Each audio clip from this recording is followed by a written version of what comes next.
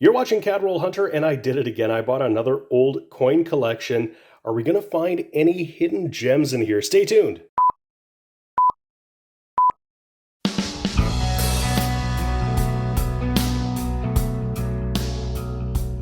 Hey everybody, this is James, and you're watching my channel, Cadroll Hunter. And I paid another visit to my friend Tim at the antique shop, and he had just picked up some items in an estate purchase, including what appears to be an old coin collection. And I had a quick peek and I found a few things that I think are pretty interesting. So I bought this lot of coins from him. I paid $100. We'll see how I did. I haven't looked through everything, of course, but I did see some interesting things. There are some older coins, 30s, 40s in here. I saw some BU cents, even from the 40s, that would fill holes in my collection, or at least upgrade for sure. There's a whole lot of flipped up King George V nickels. We'll have to see if there are any in nicer condition, if there are any key dates. I saw a couple 1926s in there. There are harder to find date. Some odd things in here too, like there is what appears to be an original bank wrapped roll of 1971 50-cent pieces, but somebody's obviously opened it up, and I think they might have taken one out to put in an album or something, but we'll see. At least one piece of silver. I think that's a 1953 uncirculated 3 pence from Australia, so a little bit of silver, and then some odds and ends. We've got some US coins, some international stuff. Here's a whole bag of foreign coins. I don't really know what's in there. We'll see. And a few cool things. Here is what appears to be an uncirculated 1908 penny from the United Kingdom. That's pretty cool and really great condition. So let's see what I got and how I did. $100. You just never know. I've actually been pretty good on some of these purchases where we found some nice gems and got good value. You just never know. And sometimes maybe you win some and you lose some. I don't know. We'll see about this one, but there's a lot of coins here, so there's lots of opportunity to find something really cool. Man, there's a lot of stuff here to go through. I've got all the flips over here that kind of fell over. That's okay. I thought we might start with the US coins here. I have a feeling there really isn't anything. I don't think it looks like there's any silver. There might not be anything even worth keeping, but we'll find out. At least we'll count up the face value and see if I at least, kind of made up a little bit of what I paid for it, hoping we'll find some really good stuff in here, or maybe in the international coins over here, but we'll see what's in here. I'll take it all out, separate it out. We'll get a tally and see if there's anything in here that might be considered a hidden gem. So here's all the US coins separated out, and really there was nothing very interesting in there at all. We got an Ike dollar, we got a bunch of Kennedy half dollars. There might be some DDOs, double die obverses, I can look for. I'm not so familiar with them. I think there's one on the 74D.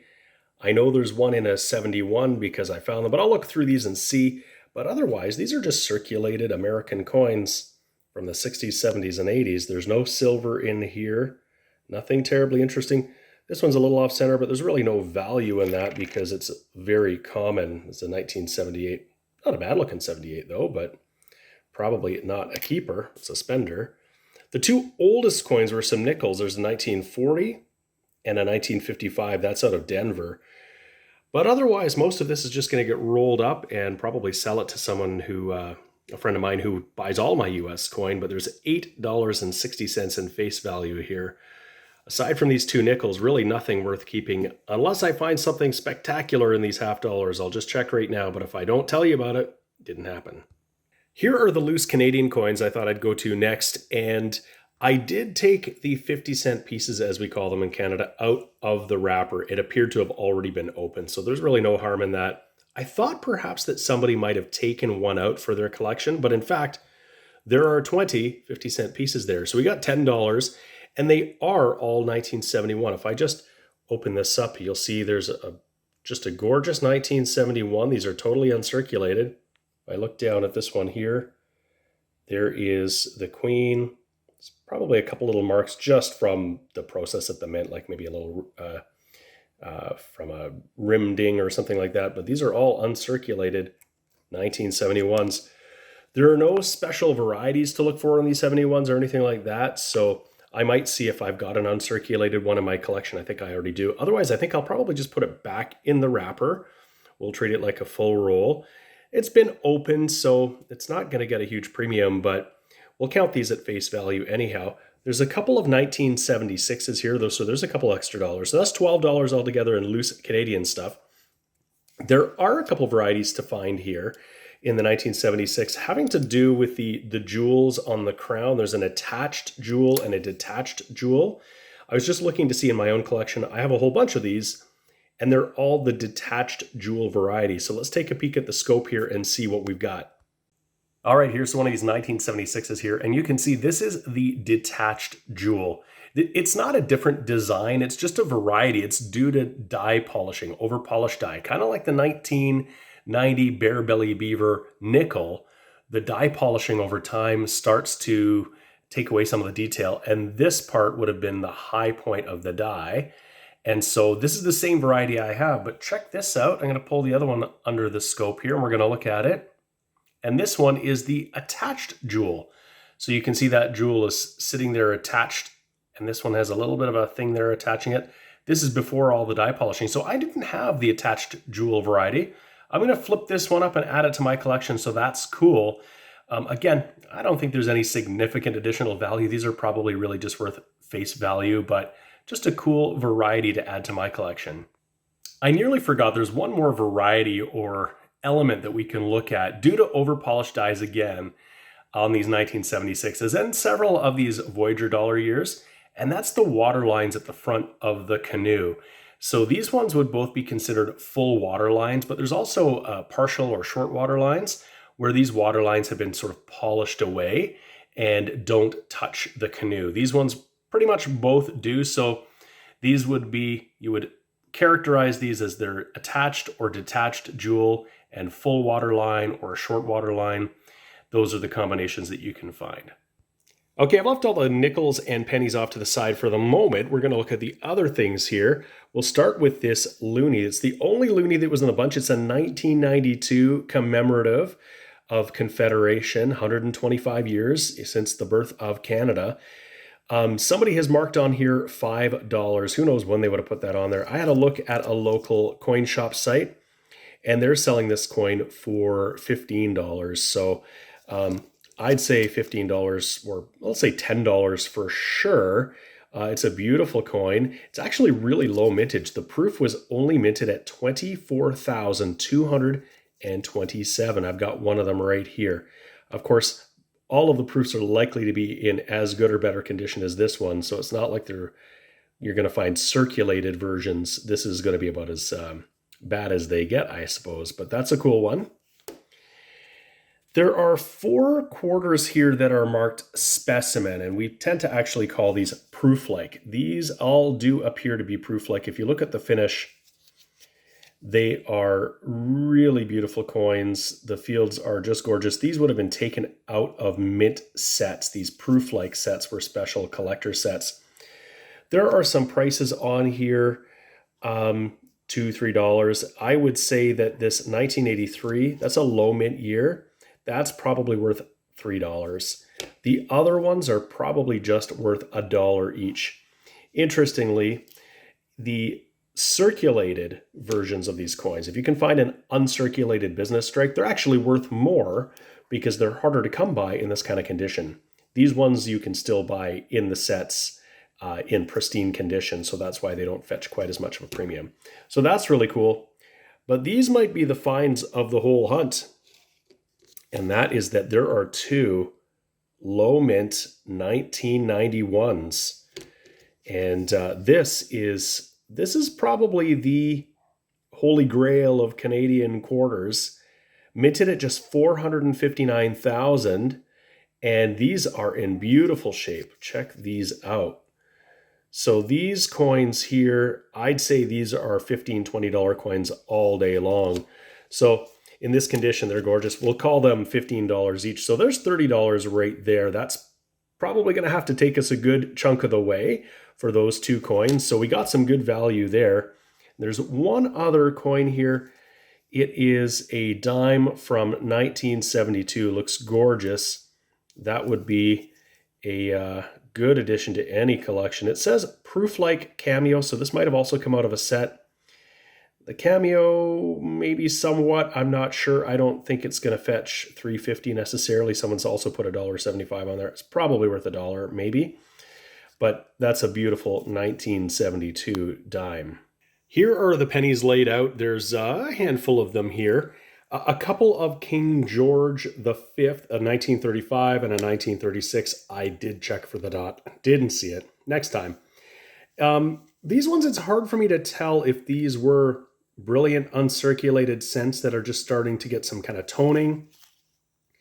They have good detail on them. I can't tell if they're cleaned. I can't tell what the deal is, but probably a couple of bucks each just because they've got great detail. I just get in a little closer. Not completely uncirculated, but that's cool. This one here is a 1939. It's got great detail as well, but this one is definitely brown. Got a bit of circulation. I don't know that's worth $1.50 though. There are a bunch in the 40s that have still some red and mint luster. This one here is a 1940. I'm sure I don't have a 1940 that looks this good. The rest of these, somebody's put on some of these BU or uncirculated, and they're all showing some level of toning, right? Like now this one actually might just have a very interesting planchet effect on it. If I look at it, it's got great detail. It's definitely an uncirculated coin, but it's possible that these have been stored improperly and a little bit of the elements gets to them. And of course, over time, they go from being red to being brown, and they look like they're just sort of in the middle of that.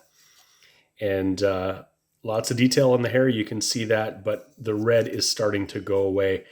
These might have been flipped up for decades and just have sat. If they sit somewhere where there's fluctuations in temperature and humidity, this is what's going to happen to them. So these flips will only protect them so much. If they're otherwise just stored in poor conditions, this is the kind of thing that will happen. But these are still some great pennies. I don't really know. I might, for these ones in the 40s, maybe they're worth $1 each, maybe not even that much.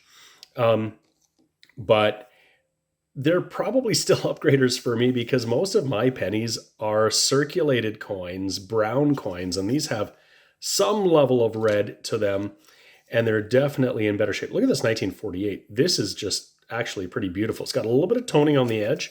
I'll flip it over if I can actually do that. Yeah, look at that. There's King George. That's a gorgeous coin. That's really nice. Somebody's put a value of $5 and then marked it down to $2, probably because of the toning on it. But there is a variety we can check for this one here. We want to see where the A in gratia is pointing to, whether it's between or to large or small denticles. We'll take a peek. So what we have here is an A pointing between large denticles, and that is a common variety. The A pointing to small denticle would be the bigger one. They've got a price of $2 on here. The Charlton catalog puts this in an MS62 red brown as a $10 coin. And I think this is probably about that, if not better. So that's still a good pickup. I don't know, of course, when these prices were put on here, what they meant, how long ago. But I'm going to say this might be a $5 coin. It's not graded, of course, but that's still a nice looking penny. There's a few more here in the 50s and the 60s. Some of these ones in the 50s, again, these are going to be upgraders in my own collection. I don't have pennies, I think, that are even this nice. That's a really nice looking 1954. A few little spots, again, probably because it was stored improperly in not the best conditions. These ones from the 60s, once we get, and this is not a 67, this is a 1992, probably not $3. And it's a proof like out of a set. I'm not sure if this is a gem cameo. It's got some flaws on it for sure. So probably not worth much more than face value. And probably the same for these 1960s ones as well. But still, I'm going to choose the ones out of here that upgrade my collection and put them in. So I'll count myself lucky having found a few really nice older coins. So this is pretty cool. There were 67 King George V nickels here. Every year was represented except, you guessed it, the key date 1925. We got everything else from 1922 all the way to 1936, and we got multiple examples of everything except for one lone sole 1923. Most of these are in average circulated condition. I would basically say the average of these is a VG. Well, not the average. I think they're all at least a VG. There are a handful that are maybe a fine, and there are probably a couple that might be a VF. The best of these, of course, will be the 1926. This is a semi-key date. Both of these are the near 6 variety, and I'll throw this up on the scope and we can see what that looks like. Here it is, and we're looking at the date, we're looking at the 6, and we're looking to see how close it is to the leaf, and that's really close. The far 6, that 6 is just quite a bit further away, maybe starting about where my finger is there. So this is the near 6. You can see it's pretty circulated. There's lots of surface scratches. I would say that this is a VG, and I think the other one is probably closer to a fine. That's still a good find here because in a VG, this is still an $8 coin, and a fine, it's a $10 coin. And so that's a good pickup for sure. As for all the rest of them, I'm going to just say that there's maybe about 50 cents in value for each of them. So there's one other variety we'll want to check for, and that's in the 1932s. There is a far 2 and a near 2, and it's also with respect to how close it is to the leaf. I'll pull one up here and we'll take a peek and see if we got any of the very rare far 2. So here is one of the 32s under the scope, and I've got another window over top of it very deliberately because there's a little bit of a trick you can use to tell if this is a near 2 or far 2. What I've done is taken this little window here to make a very straight line right across from the tip of this leaf to the tip of that leaf. The near 2 will touch that line, and if I just move this window down just a tiny bit, you will see that the 2 below there is touching that line. The far 2 would sit quite a bit below. You could move this line down before you touch that 2. So we'll just check each of them and see. This one is the near 2. That's the common one. If we found a far 2, it's worth about $400 in a VG. Here's the next one. I've just pulled that little window down just a tiny little bit so you can see that if I moved it up, it would be touching the top of that 2. So we don't have it there. We've got 3 more to go. Same here. If I move that up just a tiny bit, that would be touching the top. Number 4, same thing. There's the tip of that leaf. There's the top of that 2. And there's our 5th one, same thing. So we got 5 of them, and they were all the near 2 variety. That's what we would expect, but you got to check them. And if you're not looking closely, you're not going to find it. And same thing, who knows if the person who had this before even was aware of that variety, if it was something they had perhaps overlooked. You just never know. Now, there are some other interesting varieties you can look for in these King George V nickels, and they're the near S or far S. And that's really just how close is this S to the rim. None of these varieties actually carry any significant premium in most conditions, but you can find it on the 22, the 29, the 32, the 34, and the 36 particularly. So here is a 22 that I have, and this would be the far S. That S is actually pretty far from the rim. It looks pretty close, but if I pull out this other one, we got both varieties here, and we pull it under the scope, you can see just how close that S is to the rim. It's almost touching it. So you can scope your nickels in those years and see if you've got these other varieties. We got a few stacks of additional nickels that were in here from the 30s, 40s, 50s, and even into the 60s, and at least one from the 70s. And most of them are pretty much in average circulated conditions. So I don't know exactly why they were flipped up. I guess that's what this collector did. You can see there's a small stack here from the 30s, including a 37 first year King George VI. So no tremendous value in here necessarily. The early 30s or the 30s ones might be 50 cents each or something in the condition they are. There were a few 1953s, and you want to check them. There's a rare variety or a couple of rare varieties that have to do with whether it's the shoulder fold or no shoulder fold, and then the reverse design. The valuable ones are the no shoulder fold near maple leaf, or the maple leaf on the front of this coin is really close to the rim. That is a near maple leaf right there. And then the other one is the shoulder fold far variety, where the leaf is far away. And I think this one here is a far variety, but it has to be the right combination. So we don't have any of the rare ones here. And there were 4 that were just in better condition than others. So there's a 1951, it's showing as a BU. It's probably worth a couple of dollars. A really nice 1972, probably worth under $1. As you can see, somebody said 30 cents on there. Really gorgeous 1962 and 1963. I did put under the scope a 1946 here. And this is a normal 1946, in circulated condition, but there are some varieties on the 46 I always check for. And we actually found one. It's a minor variety here. This is what is known as the 1946 heavy loop. And what it means is that this right part of the six, right where my finger is going to be, is just thicker than it ought to be. Now, this isn't a really well-known variety, this heavy loop. There are a couple of others that are more well-known. There's a 6/6. There's also a arrowhead. That's actually a pretty well-known one, where it looks to be a die chip in the shape of an arrowhead right in the 6 there. But this one I discovered in the Hans Zoll catalog. So as you know, I always have my Charlton catalog of Canadian coins here, which is helpful. Only the major varieties are listed, but I think a lot of collectors, even ones who have this catalog, may not know this, but at the back, at the very back of the book, is a reprint of the first edition of Hans Zoll's variety catalog of Canadian coins. And he outlines in here a bunch of varieties with illustrations. So I'm going to just flip over to the nickels. And here is where we can find that information. And what particularly I was looking at was this one right here. This is the heavy loop. So if you look on mine, it's exactly the same. It's thicker here, and there's a little bit of an impression of maybe it's another 600 there. That's what he called it, the heavy loop, and there it is. And he's got them all listed, and then with what he calls them. There's all sorts of varieties that you wouldn't normally find in these catalogs. So if you've got the Charlton catalog, just flip to the very back. This is really helpful. Now, what's in here is the first edition from 1961. So you're only going to find coins before 1961, but it's really cool to look at some of the lesser known varieties and see if you've got one. And here's one right here that we found. So I'm going to flip this one up and label it so I know what I've got.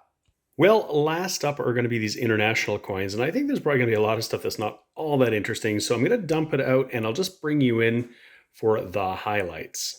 I've started separating out the British coins from this pile of international coins here, and I did find a few interesting things. We saw earlier a few, or a couple anyway, that were in really beautiful, essentially uncirculated condition with lots of luster and all the detail.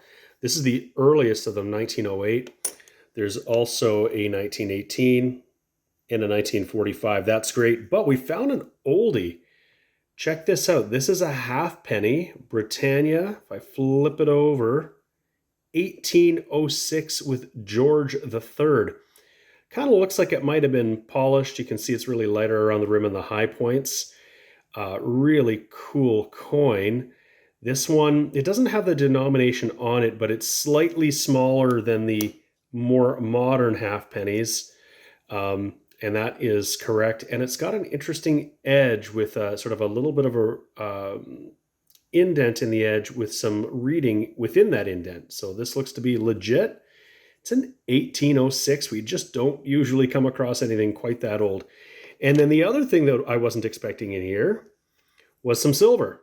So there's a really beat up 1931 sixpence. And that coin is 50% silver. So that's cool. Pretty beat up, but it's probably worth about just maybe under $1.50 just in silver alone. In this condition, it's not going to have any numismatic value at all. So lots of interesting coins from a bunch of different countries. We've got some European countries. We've got Hong Kong. We've got all sorts of cool stuff here. Nothing terribly valuable. The ones that I found the most interesting, the oldest one here in this group was from Belgium, good for 1 franc from 1923, Belgique. So that's really cool. This one here isn't terribly old. Un sol de oro. This is from Peru, 1967. But this is a heavy coin with a very high relief. I'm not sure if this is a llama or I think so, something like that. But it is very raised. This would have been a hard coin to mint, I would think. And it's a pretty hefty coin, so that's pretty cool. I don't think I've quite seen that one.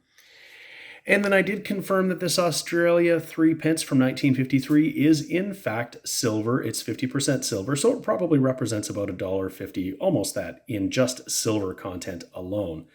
And I realize I've got one more little one over here I just forgot to get to, so I'll take a peek and see if there's anything cool in there.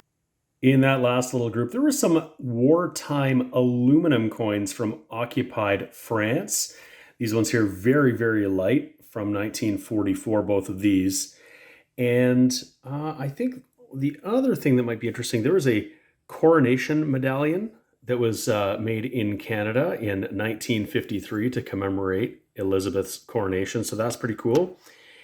And another medallion, this one is celebrating the 50th anniversary of Confederation, 1927, and that features King George V and Queen Mary. Well, that's certainly a lot of coins to go through. I hope you enjoyed that video. This is one of the most fun things for me to do, is to pick up a lot of coins and not really know what's in there. You can get a peek at some of the things. It's a bit of a gamble when you settle on a price and you don't really know what's in there or not, but so taking a bit of a chance. But there's tons of stuff, and I'm still going to have to go through this and sort these out and file them away and make sure I can display them, and lots of organizing to do, and that's the other part of the fun. Thank you so much for watching. I always appreciate it. If you haven't already subscribed to my channel, why haven't you done that? Just click the button. You'll love it. It's great, and I'd appreciate it. Thank you so much for watching the video. Please give it a like. We'll see you again next time. The sponsors of today's video are Lighthouse Canada and the Charlton Press. Lighthouse Canada is the leading supplier of high-quality numismatic supplies in Canada, and the Charlton Press is the leading publisher of coin and paper money catalogs and price guides for Canadian collectors. Go check out their online stores today and use the exclusive discount code CRH20 for 20% off all your purchases.